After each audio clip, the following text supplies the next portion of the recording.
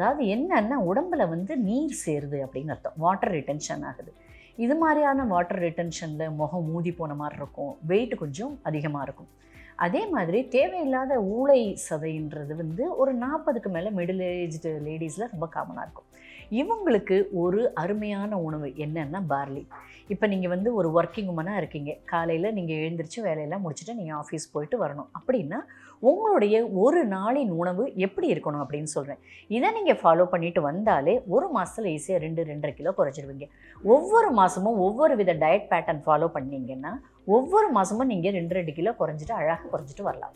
So காலை உணவாக என்ன எடுத்துக்கலாம் அப்படின்ட்டு நம்ம எல்லார் வீட்லேயும் தவிர்க்க முடியாத காலை உணவு என்னன்னா இட்லி தோசை.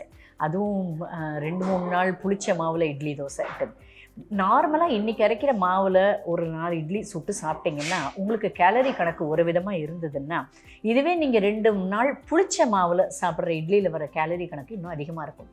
அதாவது புளிக்க புளிக்க அதனுடைய கேலரிகள் அதிகமாக ஏறும் அப்படின்றாங்க நியூட்ரிஷனிஸ்ட். அதனால் நீங்கள் புளிச்ச மாவில் இட்லி தோசை அது மாதிரி எல்லாம் பண்ணாமல் சிரமம் பார்க்காம ஒரு கிச்சடி மாதிரி பண்ணிக்கோங்க. பாசிப்பருப்பில் கிச்சடி மாதிரி பண்ணுறது.